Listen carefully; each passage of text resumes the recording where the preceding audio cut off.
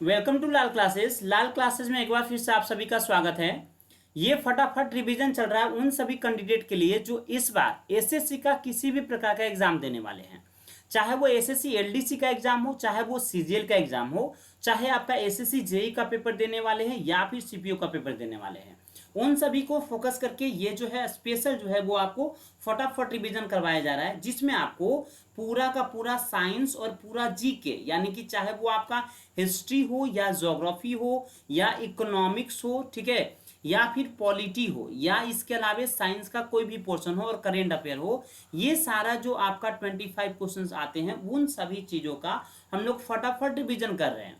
क्योंकि आपका सारा चीज पढ़ा हुआ है, आपका सारा चीज कंप्लीट रहता है, लेकिन कंप्लीट रहने के बावजूद जो है आप कभी कभी जो है वो मिसअंडरस्टैंडिंग हो जाती है, आप कंफ्यूज हो जाते हैं। तो आपका कंफ्यूजन न रहे, इसीलिए आपके एग्जाम के पॉइंट ऑफ व्यू से जो भी सबसे महत्वपूर्ण क्वेश्चन है, जो सबसे महत्वपूर्ण पॉइंट है, उन सभी का सेशन आपके लिए जो है वो लेकर इसमें हम आते हैं डेली सुबह में 9 बजे। याद रखिएगा टाइम, डेली सुबह में 9 बजे आप जरूर जो है वो हाजिर हो जाया कीजिए। ये फटाफट रिवीजन है, ठीक है ना। और अगर चैनल साथ नए होंगे तो चैनल को सब्सक्राइब अवश्य कर लीजिएगा और बेल बटन पे क्लिक कर लीजिएगा। चलिए आज का सेशन हम लोग स्टार्ट करते हैं। पादप जगत आज का हमारा टॉपिक है। पादप जगत को देखिए जो है वो दो भागों में बांटा गया है। एक आपका होता है अपुष्पीय पौधा और दूसरा होता है पुष्पीय पौधा, यानी कि क्रिप्टो गेमस और फेंड्रोगेमस, ठीक है ना। इन दो पार्ट में इनको जो है वो बांटा गया है। पहला हम लोग पढ़ेंगे अपुष्पीय पौधा के बारे में, ये क्या होता है। देखिए वैसे पेड़ पौधे हैं जिनमें कभी भी फूल फल नहीं लगते हैं, उसे अपुष्पीय पौधा कहा जाता है। आपने स्टडी किया होगा। और इन्हें फिर से हम लोग कितने भागों में बांटते हैं, तो 3 भागों में बांटते हैं। एक होता है आपका थाइलोफाइटा, एक ब्रायोफाइटा और एक होता है टेरिडोफाइटा। इन 3 पार्ट में हमको इसको जो है वो फिर से बांट दिया जाता है। अब ये थाइलोफाइटा क्या होता है, देखिए वैसा पौधा जिसमें जड़ तना पत्ती में स्पष्ट विभाजन नहीं होता है, ठीक है ना, उसे थाइलोफाइटा के अंतर्गत रखा जाता है। और इसे फिर से 4 भाग में बांटा जाता है, जैसे शैवाल, कवक, लाइकेन और जीवाणु। आप देखेंगे इन सभी में जो है वो ना तो जड़ आपको पता चलेगा, ना तना पता चलेगा, ना पत्ती पता चलेगा, मतलब सब स्पष्ट रूप से जो है विभाजित नहीं रहता है। अब पहले इन चारों को पढ़ लेते हैं, उसके बाद ब्रायोफाइटा के बारे में स्टडी करेंगे। तो पहले सवाल देख लेते हैं। इसमें क्लोरोफिल पाया जाता है, जिसके कारण यह हरे रंग का होता है। ये इंपॉर्टेंट लाइन है, एग्जाम में पूछ सकता है। यह भीगी हुई मिट्टी या आर्द्र युक्त जगह में प्रकाशित भागों में पाया जाता है।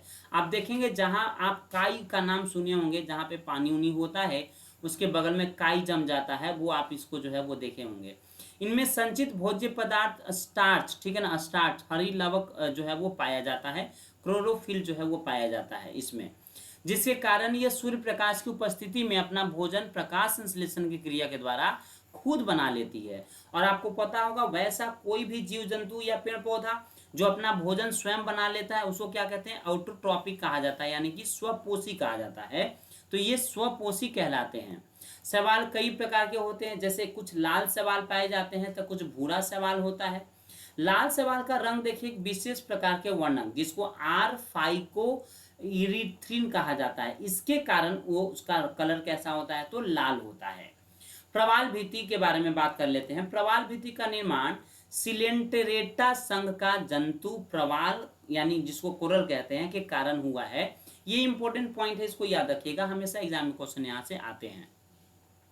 किंतु इसका लाल रंग सवाल के कारण हुआ है, ठीक है ना। विश्व का जो सबसे बड़ा प्रवाल भित्ति है, यानी जिसको आप ग्रेट बैरियर रीफ कहते हैं, ठीक है ना, तो वो क्या है, वो आपका है ऑस्ट्रेलिया में पाया जाता है, ठीक है, ऑस्ट्रेलिया में पाया जाता है। ऑस्ट्रेलिया के क्वींसलैंड द्वीप के उत्तर पूर्व में जो है वो स्थित है, ठीक है। जिलीडियम एवं ग्रेसिनेरिया नामक लाल शैवाल से और अगर याद रखिएगा नामक खरपतवार नाशक जो है वो रसायन का औद्योगिक उत्पादन किया जाता है। मतलब खरपतवार नाशक रसायन जो आप बनाते हैं ना, वो अगर से बनाते हैं, ठीक है। ये जो है वो जिलीडियम एवं ग्रेसिनेरिया नामक लाल शैवाल से ये जो है वो बनाया जाता है। इनका नाम आप याद रखिएगा।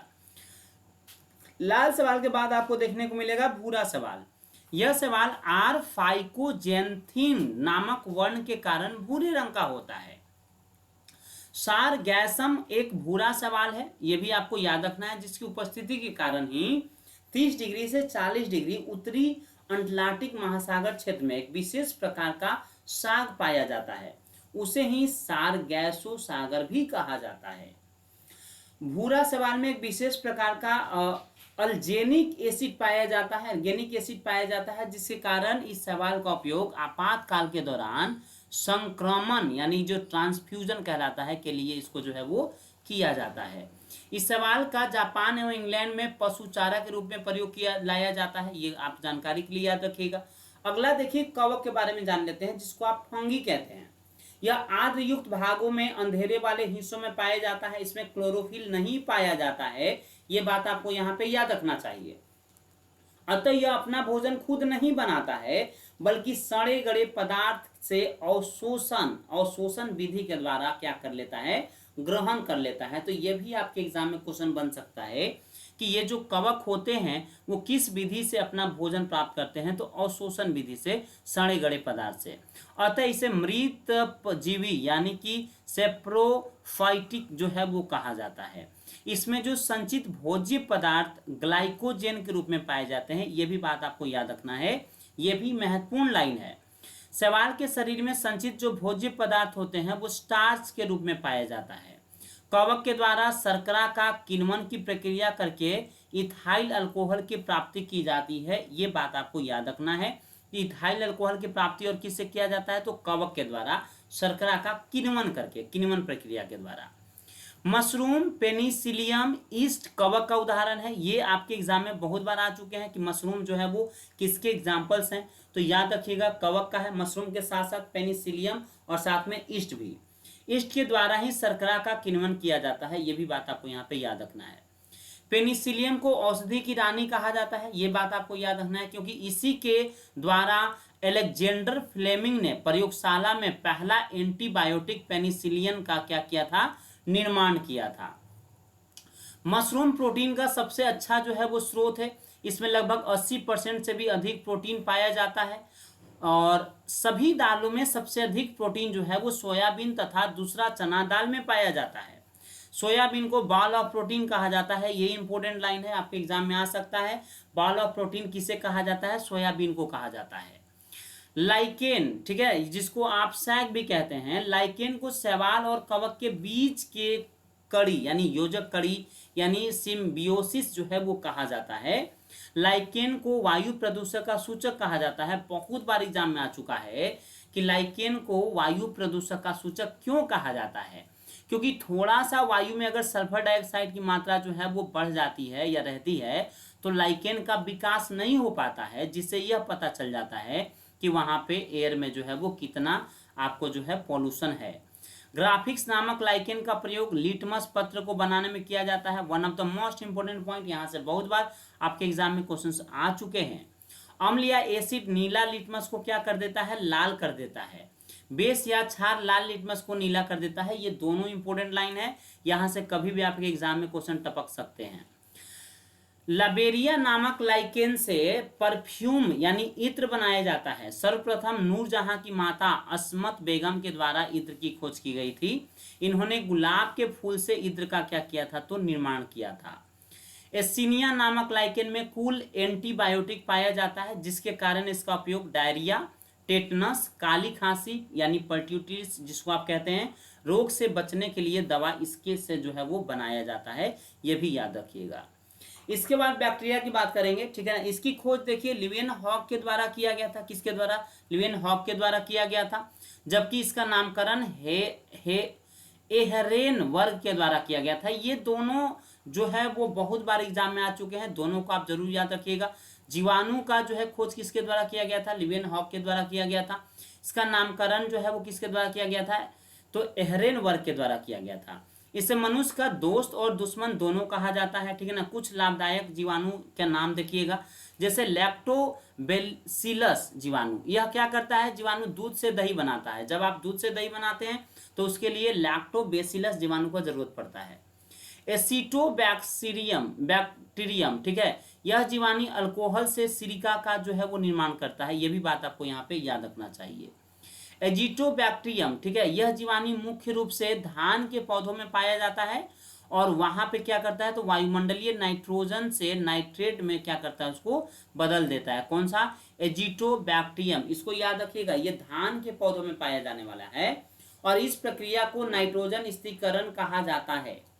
अगला राइजोबियम है, ये आपको जरूर याद होगा, लेकिन बहुत बच्चों को इसके ऊपर वाला याद नहीं रहता है, एजिटोबैक्टीरियम याद नहीं रहता है। ये राइजोबियम याद रहता है कि ये जीवाणु जो है दलहनी कुल के पौधों की जड़ में गांठ के रूप में पाया जाता है। यह जीवाणु भी नाइट्रोजन स्थिरीकरण का ही काम करता है।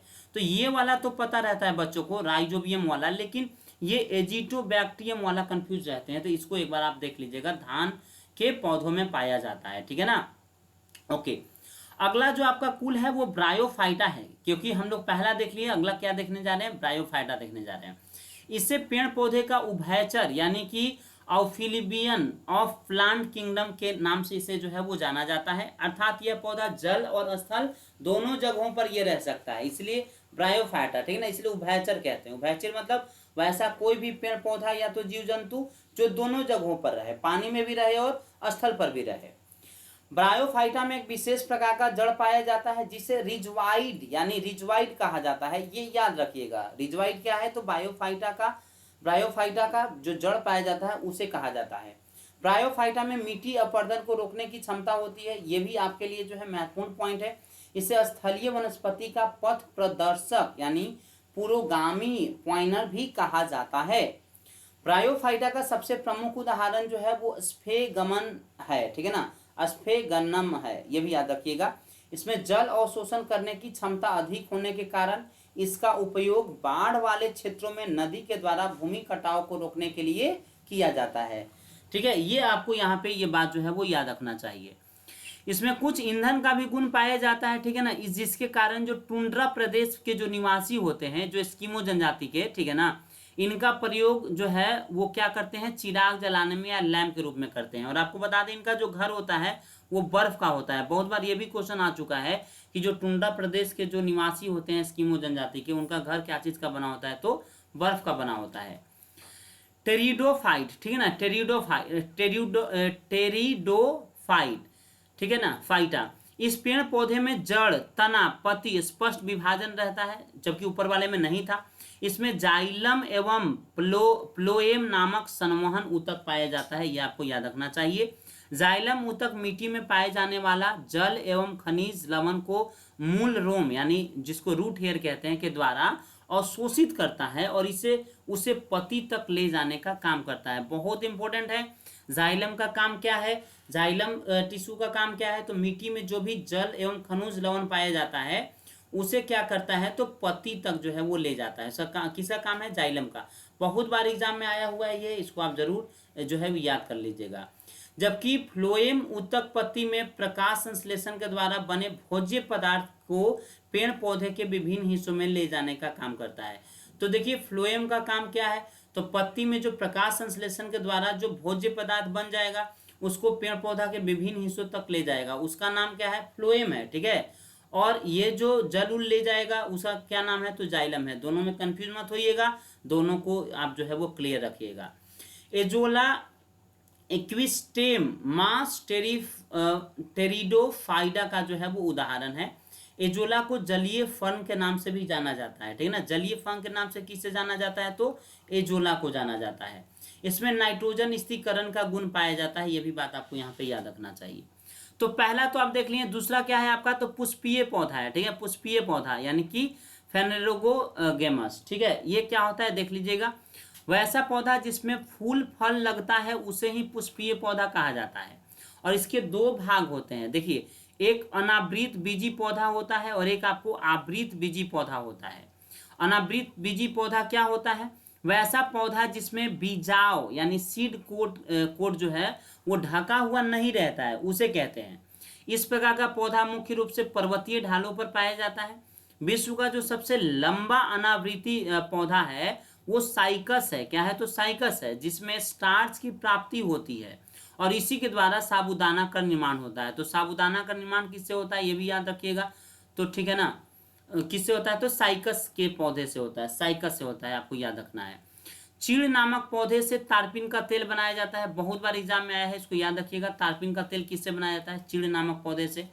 पाइनस नामक पौधे से चिलगोजा की प्राप्ति हो जाती है। और देवदार नामक पौधे से सीडर का तेल प्राप्त होता है, ठीक है, सीडर का तेल। अगला है आपका क्या चीज? तो आवृत बीजी पौधा, वैसा पौधा जिसमें बीजावरण यानी सीड कोट पाया जाता है, उसे कहा जाता है। इसे भी दो भागों में बांटा गया है।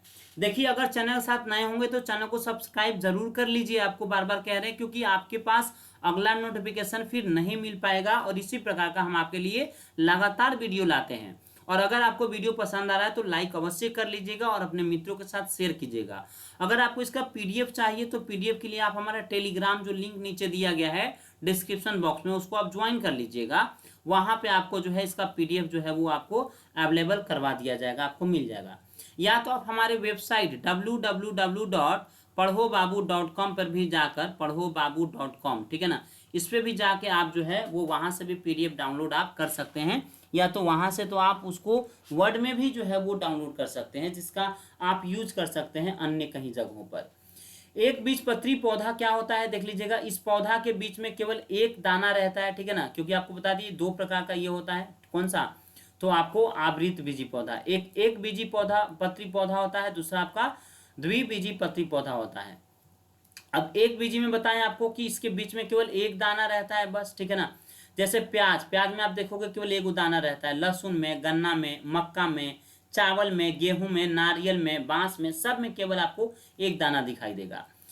द्विबीजपत्री पौधा क्या होता है? इसके अंतर्गत उस पौधा को रखा जाता है जिनके बीज में दो दाने रहते हैं। द्वि मतलब दो, ठीक है। सभी दलहनी पौधे जैसे आम हो गया, या नींबू, मूली, सलजम, टमाटर, सूर्यमुखी, मेहंदी, कत्था, शीशम, भिंडी, ये सब जो है वो द्विबीजपत्री के अंतर्गत जो है वो आते हैं, ठीक है। अब देखिए, इसका थोड़ा सा वीडियो लंबा हो जाएगा, इसलिए इसका पार्ट नंबर 2 आपके लिए लेकर आएंगे इसी चैप्टर का, ठीक है ना, पादप वाला का। तो पार्ट नंबर 2 हम आपके लिए कल लेकर आएंगे। चैनल के साथ नए होंगे तो चैनल को सब्सक्राइब करके बेल बटन पे क्लिक कर लीजिएगा। और कभी आप नाम भूल जाए कहाँ पे ये वीडियो देखे थे, तो जब भी यूट्यूब पर सर्च करेंगे आप लाल क्लासेज या लाल कोचिंग क्लासेज, यूट्यूब पर जब आप सर्च करेंगे तो आपको ये चैनल मिल जाएगा, ठीक है ना, यूट्यूब चैनल है। लाइक कर लीजिएगा, मित्रों के साथ शेयर कर लीजिएगा, ठीक है। तो कल के क्लास में हम लोग सेम टाइम पे मिलेंगे। और हम आपके लिए और भी बहुत कुछ लेकर आ रहे हैं, जैसे कि डेली जो है वो क्यूज लेकर आएंगे, ठीक है, जो कि आपके एग्जाम के पॉइंट ऑफ व्यू से काफ़ी ज़्यादा महत्वपूर्ण रहेगा। इसीलिए आपको बता रहे हैं कि चैनल को सब्सक्राइब कर लीजिएगा। तो मिलेंगे कल सेम टाइम पे अगले जो है वो फटाफट रिवीजन नंबर 5 के साथ। Thank you, all the best, take care, bye bye.